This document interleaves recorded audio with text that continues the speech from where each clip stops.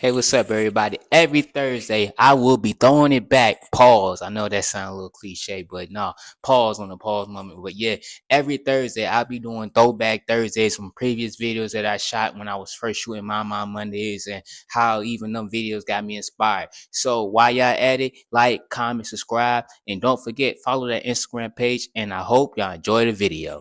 Hey, what's up, everybody? This is Kim Sites doing another segment of My Mom Mondays.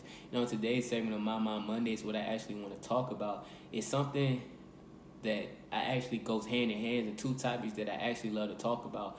And I'm not going to go into the specifics of like the topics, the names itself. But as you go on with this, as you proceed listening to this My Mom Mondays, you'll actually know what I'm talking about. So if many of y'all are familiar with the tennis player, Naomi Osaka or Insaka, I forgot how to pronounce it.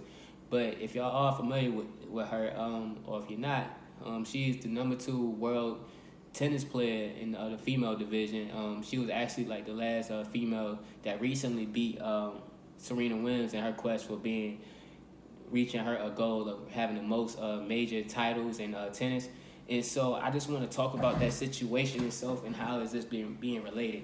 So like, and most of y'all don't know, in the news recently, I said preferably about last week, Naomi Osaka, she actually like withdrew from the French major. Now, most of y'all don't know about the French major. The French major is like one of the top major tournaments, like one of the top major tournaments. I just wanted to reiterate that because a lot of the top tennis players, they go there just to play. So you're going to see your Venus Williams and your Serena Williams there playing in this tennis tournament. And so basically what happened was, so Naomi didn't want to fulfill her media obligations because, as a top athlete, you got to fulfill your media obligations. It's not necessarily something you must do, but it is a requirement. And so she didn't want to do it.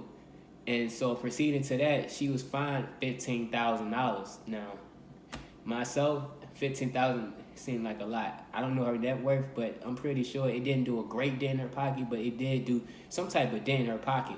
And so the next day, she withdrew from the tournament. And I'm not too familiar with all the facts, but basically this is coming up to how it relates to like both of my favorite topics, sports and also mental health, is that she wanted to she wanted to take her time away from the media because she suffered from depression and anxiety. And so that's where it comes in, that the two of my favorite topics come in at, because she was this she said it like she's an introvert and she suffered from bad anxiety. Me myself, I've suffered from depression about a year ago, and I also suffer from anxiety. Like, my therapist and I, we actually had this conversation. It was just like, your biggest kryptonite is your anxiety.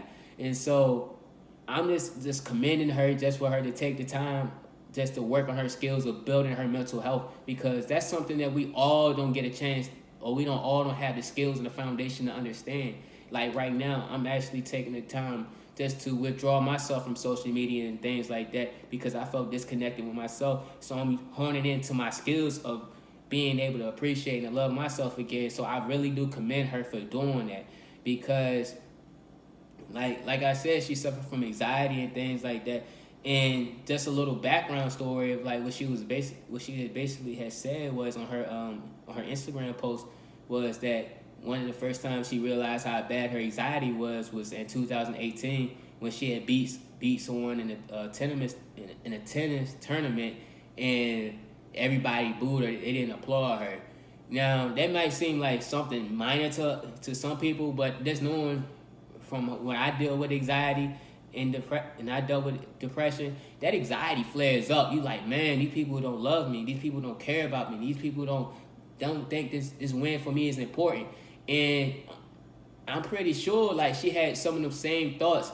And by her being such a national and worldwide name, like, it didn't make it any better, because I'm pretty sure some more matches where she won, she didn't get the applause that she wanted or the response that she wanted. And that's continuing down, like the media sometimes is negative. And people with anxiety, sometimes we can't deal with that negative energy. Like I know, like when I'm in a room and the energy does not feel right, or someone's actions does not feel right, it's harder for me to deal with it. So I have to take time and just put myself in a corner or something, just to take deep breaths and tell myself it's gonna be all right. And just talking about just like the mental health part, but also like knowing Naomi Osaka, I just want to commend her really for that, because like it takes someone real deep to understand that what they're going through is not necessarily not right. Not necessarily feeling not necessarily saying they're not normal, but saying something's not right. Because a lot of times, like, we tend to forget that if our mind's not right, we can't function the same way. So just for her, just to take the time, just to develop them skills and disconnect from people herself and disconnect from the world, just to find home into her own personal problems. That's why she could express herself a lot better, and just being able to be herself a lot better is a great step, man. And I really want to commend Naomi Osaka that's for doing that, because a lot of us, we don't do it.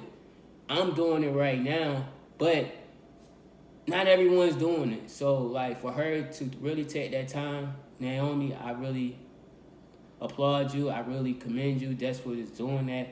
I know she's never gonna watch this podcast, but if someone really is a really good fan of her, tag her in this podcast, man, and tell her like there's someone out there watching that really applauds her for taking the time just to work on herself. Because at the end of the day, if no one else cares about you, you care about yourself, because you're the one that gotta wake up and look in that mirror and look at yourself and tell yourself like you're okay, or if you know if you're okay, or if you know if you're not okay. So just keep pushing, keep striving to be the best person you could be. And any of those people who feel like they have some type of mental issues or they're going through something, don't be afraid to disconnect. Don't be afraid to disconnect, because disconnecting doesn't mean you forgetting about everyone else. It just means you taking more time for yourself. That's to value yourself, and that's to find out what makes you happy, what doesn't make you happy, and what makes you stronger and what makes you better. And it's a skill that we all need to have sometimes, because when we don't have these certain things, are we still the same person? Are we able to still cope without these things? And most of the time, a lot of the times, the answer is yes. The only thing you need is yourself and love. And with that being said, y'all, this is Kimberly Sykes on another segment of My Mind Mondays.